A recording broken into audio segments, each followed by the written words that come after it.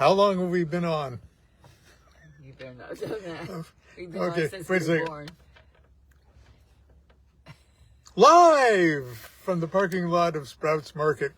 We are 2 minutes from being an hour late, but That's the way it is. that's the way it is. And here we are, happy to be in Carla, our own car. Who has no heating that we know of, but the sun heats her. Yes, our Lord the Sun. And we don't like the rain is what we don't like the rain getting in the car. So, but anyway, so here we are. We had a Monday night class yesterday on the star card, and We had a new person come in. It was yes, very, very nice. it was nice. So here's Constance over here. I'm going to switch over. There she is. I don't want to be so close. Yes, we did have a Am I close? no. I will back up if I'm too close. No, you're not too close, but we can hear you better when you're close well, too. So I don't have anything important to say. It's been cold because it's been cold. It's winter. It's part of the first month of, or second month of our 8 months of winter. It's been, the bird bath had ice on it this week. Whoopee. but we were nice and toasty at class last night Yes, because we I run left the the furnace at class and we forgot to get up and turn it down. yeah. So we, yes. And I was crazy last night when we got through with class for some reason. It was 11 o'clock by the time I thought we needed a snack, so I pretty much made dinner. I was already in bed. Okay, I was like, I'm not sleepy yet, Lon. I'm hungry. I'm really hungry. So I got up and made like some kind of cornmeal and millet and whole wheat pastry flour with. you made your own crepes. tortillas. Crepes. No, they were Okay. crepes, and I made like 6 of those, and chopped up some lettuce and avocado and onions and stuff. And we ate watching the British baking show on the computer. And it was so that was our dessert. It was crazy, and I feel like I have a food hangover this morning besides freezer burn. I've got freezer burn for the next 7 months. That isn't a rosy complexion. That's It's freezer burn. Exactly, it's freezer burn. So we were doing the star card last night, and it was very interesting because we seem to add a little more to it than than we get, or we're in bed. No, that's not true, because we are just digging deeper into what's there, trying to make something out of nothing. No, there's not. No. No, we're making nothing out of something probably. But anyway, there's a word in it from the Book of the Law in certainty, and I think it's a very important word in the Book of the Law, and I think especially right now, the world seems to be lacking in certainty. I mean, if you could call that. Feeling safe and calm and peaceful and everything full of love and harmonious and Or at least truthful, certain about something. some Yeah. kind of stability and truth. And I don't know what you have to think about what certainty is, and it's really hard to. I just keep like peeling away the onion skin to get to what certainty is, and it ends up being probably a hollow thing in the center. But it's probably a truth that's undeniable, and I have a feeling that's only it's probably love.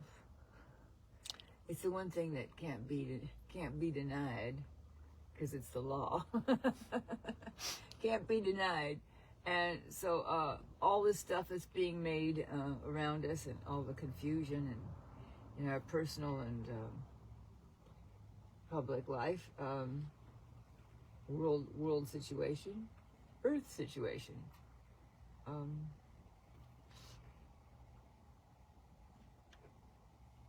that's just confusion. And the only stuff that really lasts is things that were made with love. And if it's not made with love, it's not going to last because it's not truth. And a good example is when someone dies, and within after a month or so later, after people are talking about this person, you only seem to remember the good memories. Oh, I mean, even the people who are really pretty rotten, you just because the things that they created without love just don't last. They don't exist. They don't stick with you. You can only want to remember the good stuff, but that's because that's the only stuff that actually does last. So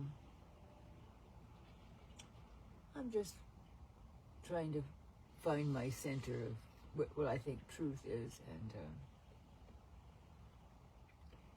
we have to find stability in ourselves and certainty in life. And then upon death, peace unutterable. Yeah. And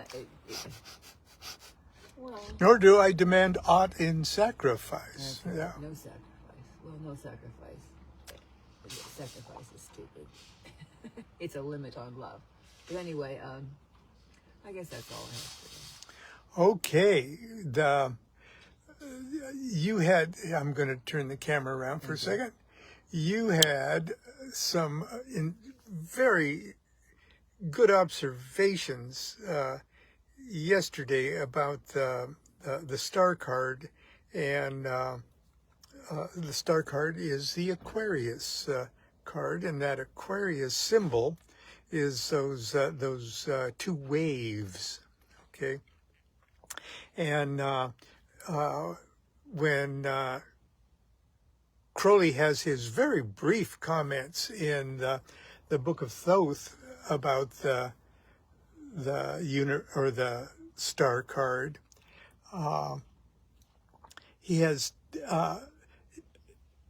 he makes comments on the way that his, or Frida Harris's, star goddess pours her 2 cups.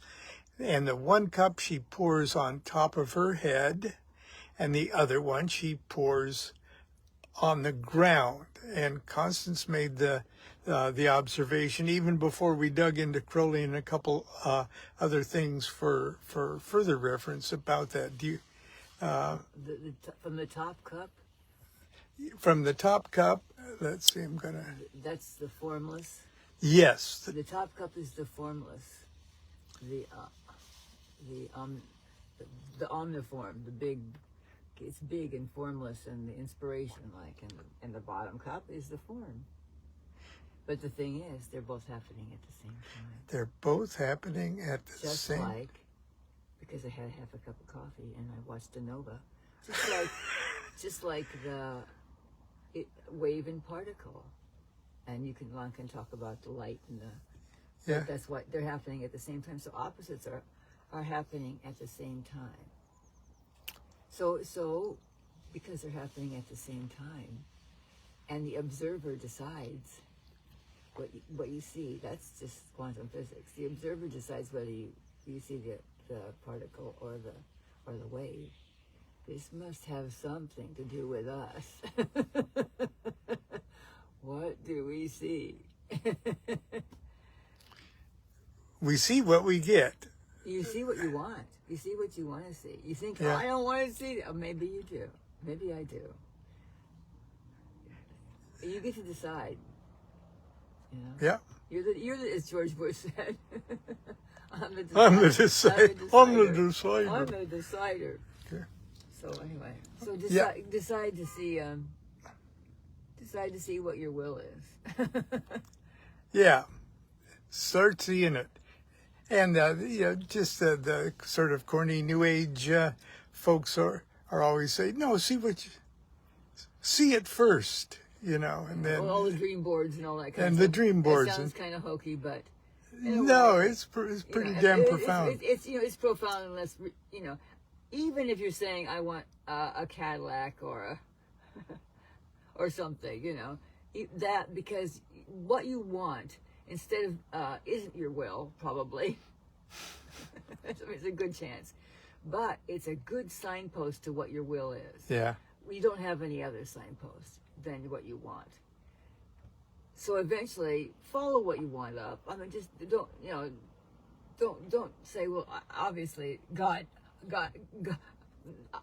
will or the universal purpose. I don't want to do that because it's too much. It's too restrictive. It's going to be too hard. I'm not going to get what I want out of it. No, I think the thing when you're actually doing your true will, it is automatically linked with the universal purpose, and you get exactly what you want. You just don't exactly get to pick the details, Right. or the timing. Yeah. The details are And sometimes the devil is in the details. Yeah, exactly. So sometimes it's like you say I want this, and then when you get it, you go, oh God, I meant to say I want this, but not this half of it, or not this extra thing. I mean, I do not need a giant skylight in my kitchen because I have 2 great windows. I don't actually remember asking for that giant skylight. But I did want light coming in the kitchen. So I've got the biggest useless monster of a skylight ever, just so they can charge more rent. Anyway. Bastards. No, it's a stupid waste of somebody's talent to make a skylight unnecessarily. So anyway, but things like that, yeah. So. Well, it was a good class last night, and it was, at least from my point of view, I'm still thinking about it today, and I was thinking about something that the brilliant Laird Scranton is always talking about when he talks about the Dogons and their philosophy of the existence and non-existence are like waves, and the Dogon architecture shows it. But anyway, that's what I'm going to sort of talk about. And Okay, go ahead. I'm on. You're on. I was going to say bye-bye. I'm going out the door. Okay, we'll do it. I'm actually supposed to be here to go shopping. Yes. And I figured because we have this show and because people, today I realize everybody looks at our car because it's a 1984 Volkswagen van, and everybody. It makes people smile. It makes people smile. Well, it makes us smile, Carla. But, and she's even only half painted. So it still makes people smile. And so I told Lon, well, the fact that people look at our car and that we have you to speak with, it's an opportunity for us to do something that lots of people can't do en masse. Yeah. We get an opportunity to bless more people. So I'm taking this opportunity to bless you all with my favorite blessing is healing and peace and freedom from fear. Well, thank you, dear. Do what thou wilt should be the whole of the law. Oh, love is the law, love under will. No, don't set it off. Okay.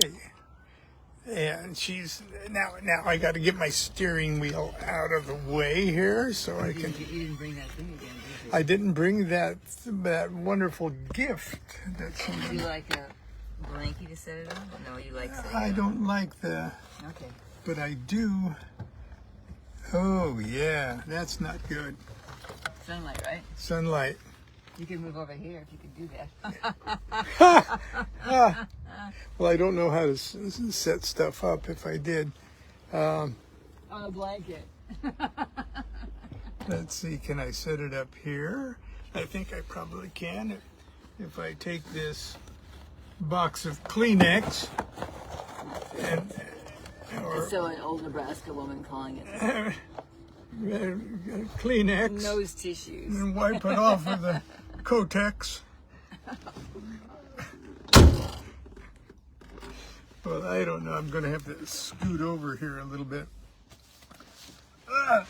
Anyway, there we go. Let's see if I can tip it.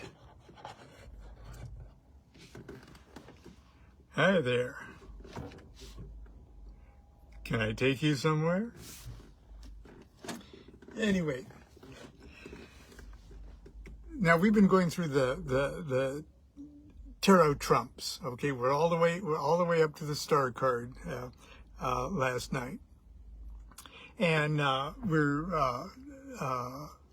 reading from the text, Crowley's Book of Thoth, and all the other collateral material that goes with it. But it's more than just reading it. Yeah, I've got illustrative slides and things like that that go with it. Actually, we go to a lot of work for the 4 or 5 people that show up for class. But last night, okay, Crowley starts right off by making a distinction. Let's see here if I can make it. I'm going to show you the card first.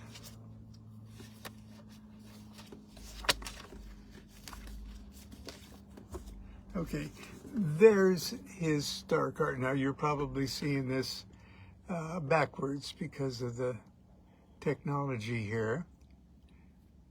But there she is. Okay, and she's pouring one of the cups on top of her head and a lower one onto the ground. Now, in a classic version of the card, she is kneeling naked, and her body forming. She's on one knee, and her body sort of forms an almost partial swastika. And she's got 1 foot in water and 1 on land. And she's pouring 1 cup on the water and the other on the land.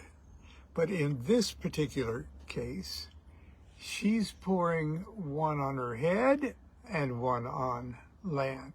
And she is doing this all before a celestial sphere. That's not the earth there in front of her. Okay, now and Crowley makes the distinction between this nuit and the nuit that appears on the stele or on Trump 20, which is the Aeon card. The nuit, the big blue women's basketball player. Okay, big. Okay, he makes a distinction between that nuit and this nuit. Now you can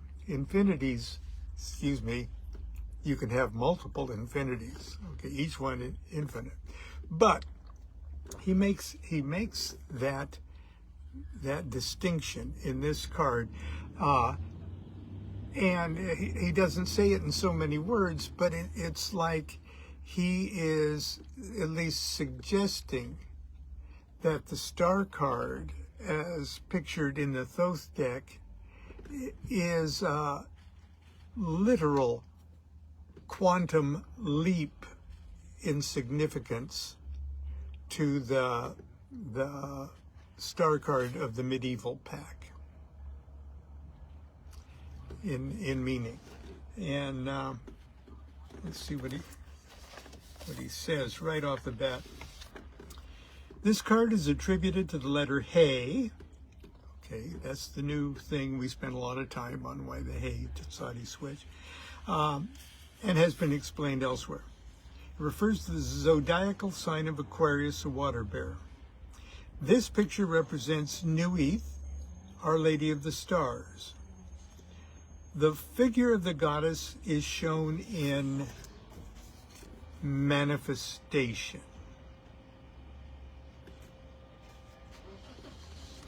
That is, not as surrounding space of heaven as shown in the judgment card, or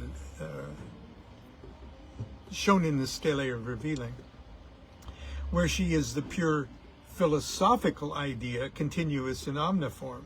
In this card, she is definitely personified as a human-seeming figure. She is represented as bearing 2 cups, one golden, held high above her head, from which she pours water upon it. These cups resemble breasts. Okay, it goes on and on. We read through the whole thing. Now, before the Tsadi-He switch, okay, in the old days, when the star card represented the letter Tsadi and appeared low on the tree of life, going from 9 to 7, and the Emperor card was way up on the tree of life, on the path that goes from number 2 across the abyss to number 6. Okay, that's where the Emperor has He. But now they have switched. First of all, the Emperor is now the Hebrew letter Tsadi, and the star is the Hebrew letter He, the biggest freaking female goddess Hebrew letter in the entire alphabet. She's the He, the queen, the He of first He of Yod He Vav He. Okay, it's perfect that she should be there. And now, instead of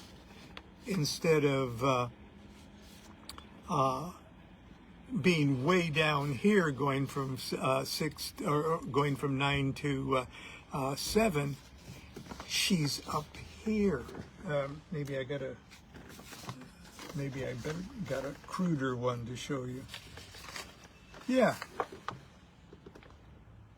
there she is, going from 2 Hokmah across the abyss, the original reflection of the singularity, across the abyss down to number 6, the first reflection of this of Kether, the singularity is. She's big stuff now. That's where a He belongs, and that's where this star goddess belongs. Now, each one of those paths, okay, on the tree of life, each one of those 22 paths are assigned by the ancient Kabbalists, whoever they were. I'm sure they're Rabbi Ben Cliffords of the past. Each one of those paths serve as conduits that transform the power, the energy, the significance, the frequency of consciousness of one sephira to the next sephira. It connects, and when it goes down, it's turning down the frequency. It transforms down the frequency, and when you move up the tree of life, that same path serves to increase or turn up the frequency or the frequency level. So it's this wonderful two-way street for every one of the paths, just like those 2 cups. Okay? And so last night, and I should have been doing this for every tarot card we've done until this date at class, but last night I said, oh, what is that particular kind of intelligence? What do the Kabbalists say that the intelligence, the divine intelligence frequency of that path is? And I looked to my own book. I mean, it's called the constituting intelligence. Okay, the path of that path, I don't even know if I'm showing you. Okay, that path leading from 2 to 6 is called the constituting intelligence. And so I looked up a couple classic texts, straight Kabbalistic texts, And just the first two that I looked at. Here's what they say about the constituting intelligence. It's the divine intelligence that acts as the foundational force behind creation, essentially shaping and defining the structure of reality from the very beginning. That's what's happening right there. And another definition of it, I just love the first line of it, says that constituting intelligence is called constituting because it constitutes the substance of creation in pure darkness. Okay. Now, when we look at the star card, we see a wave. Okay, she is a wave. There's lots of waves in there. There's waves coming out of the cups. There's waves of her hair. This is what DuQuette said about the star card in Understanding Aleister Crowley's Thoth Tarot. Her real title, or her formal title, is Daughter of the Firmament, Dweller Between Waters. She's the trump of Aquarius when Neptune's exalted and Saturn rules. Okay. Letter Hay, window. And it's path number 15 that joins Hokmah wisdom to Tiferet beauty. Pour water on thyself, and thou shalt be a fountain unto the universe. Find thyself in every star. Achieve thou every possibility, is from Crowley's little things. Okay, and I've got quotes from letters from Harris to Crowley about it too. You can read it in this book. But the two cups in her hands, Crowley writes, are fashioned as breasts, as it is written, the milk of the stars from her paps. Yea, the milk of the stars from her paps.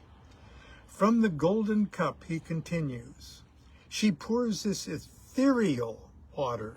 Okay, that ethereal water would be like the top of a wave. Okay, that would be formlessness, ethereal. Okay.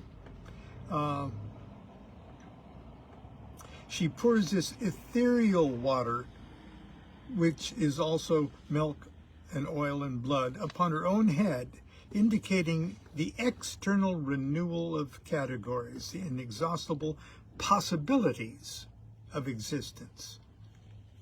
And he completes the description. The left hand holds the silver cup, from which also she pours the immortal liquor of life. Okay, the liquor is Amrita of the Hindu philosophers, the Nepenthe and ambrosia of the Greeks, the alkahest, and the universal medicine of the alchemists, or the blood of the Grail. And he emphasizes, or rather the nectar, which is the mother of that blood. Traditionally, the star is the card of hope, the promise of things unseen. What is the hope that Nuit offers us? What's the promise of our star goddess? I wish I simply could reprint the entire first chapter of the Book of the Law, which Crowley suggests that we totally understand before we even finish reading this chapter. But this short excerpt might give you an idea of what the hope that this card might mean to us. I give unimaginable joys on earth. certainty. Not faith while in life, upon death, peace unutterable, rest, nor do I demand aught in sacrifice. Okay. The symbol of Aquarius is that wave figure. A little wave on top of a wave. Crowley, earlier in his comments on the star card there, which I didn't read, talks about the recent discoveries of Einstein. And not only that, he names a couple of other famous mathematicians of the day who are actually seriously setting the stage for what now we just routinely call quantum mechanics. And we're all familiar with, because it's a concept that even morons like me can try to wrap our meat brains around, that they've proved, well, they wanted to know the nature of light. Is a photon of light a particle, or is it a wave? Is an electron a particle or a wave? Because there seems to be profoundly opposite significance to either being a wave of some kind or a particle. And they set up an experiment where they kind of filter out everything that would get in the way of them judging whether a photon of light is a particle or a wave. They set up sort of like a screen, electronic sieve, okay, to get right at the essence of what that thing is. And then they shoot that photon of light through it. And depending upon the expectation of the observer, of the scientists themselves, if they are expecting to see it behave as a wave, it's proven to be a wave. Everybody's congratulating themselves and everything else. And it's, well, let's repeat the experiment many times. And then they shoot it through again. Half of them now, I hope that it's going to be a particle. And it's a particle. They've done it enough times. And not only have they done that with a photon of light, they've done that with an electron of matter. And the same, it is what you expect it to be. And it's kind of like this. And it's kind of like what they were trying to show with that. The formlessness that the star goddess is pouring on her head, okay, descends to the nadir, where the cup she's pouring on the ground is. And in the card, the stuff that she's pouring on the ground takes crystalline form. And here's where I'm sure my friend Laird Scranton is just in his element here about this. Okay. Oh, he's got it all worked out. Oh, that's Ganesh's trunk even. But anyway, so if you would draw a line, okay, that completely separates the zenith and the nadir like that, and where they meet that line creates points. Okay. The wave creates the particles, and the particles, I don't know if we could say creates, because are they really two separate things? Anyway, formlessness into form, into formlessness, into form. The star card is really quite a card, and it's quite a ride, and it does, at least in my mind, take the medieval image of the Aquarius water bearer goddess of the star card to literally a quantum